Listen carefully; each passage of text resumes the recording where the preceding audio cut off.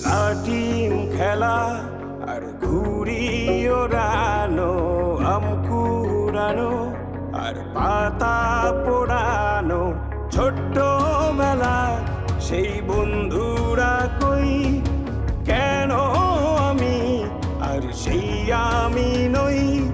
আজ অনেক বছর পরে খুঁজে ফিরি,